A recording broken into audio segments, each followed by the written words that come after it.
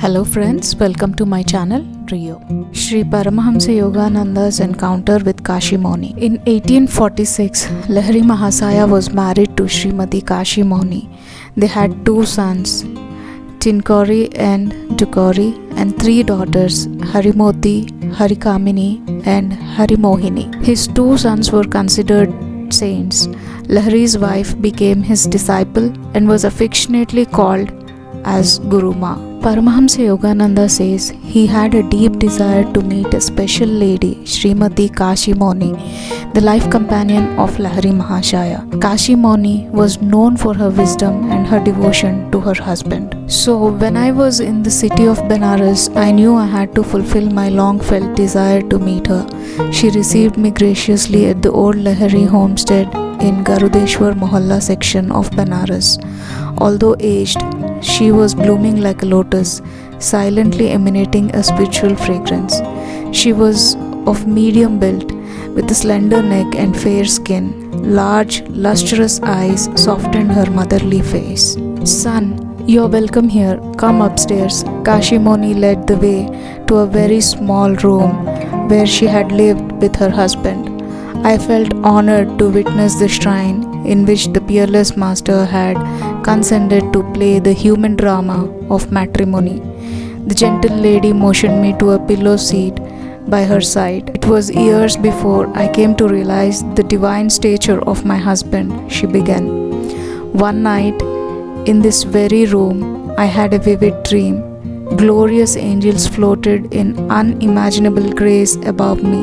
So realistic was the sight that I woke at once. The room was strangely enveloped in dazzling light. My husband, in lotus posture, was levitated in the center of the room, surrounded by angels who were worshipping him with a supplicating dignity. Astonished beyond measure, I was convinced that I was still dreaming." Women, Lahiri Mahasaya said, "You're not dreaming. Forsake your sleep forever and ever." As he slowly descended to the floor, I prostrated myself at his feet. "Master," I cried, "again and again I bow before you.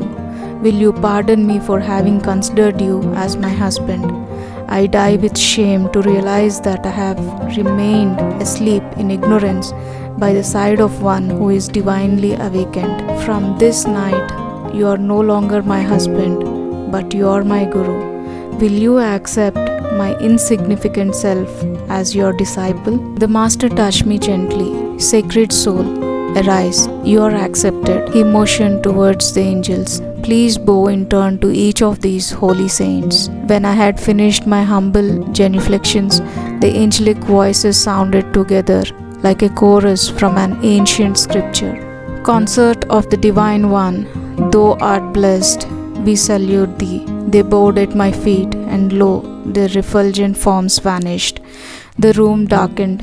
My Guru asked me to receive initiation into kriyayoga.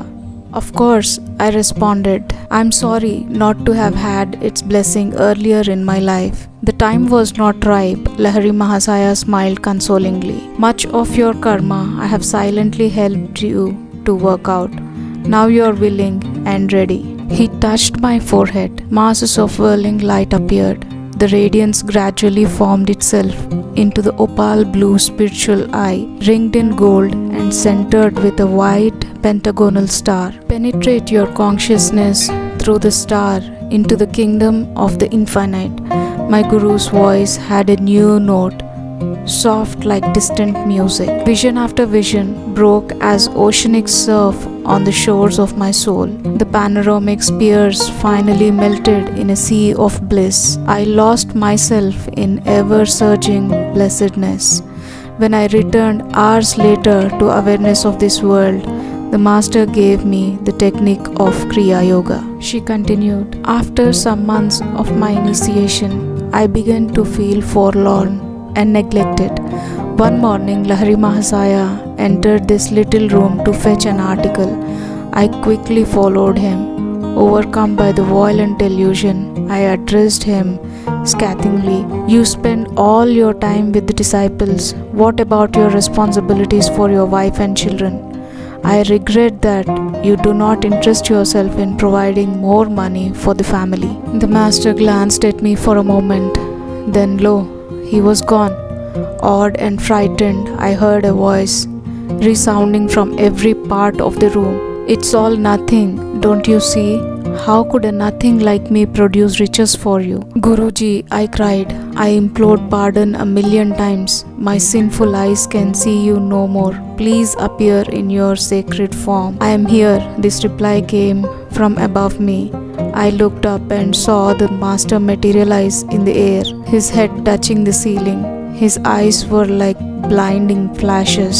Beside myself with fear, I lay sobbing at his feet after he had quietly descended to the floor.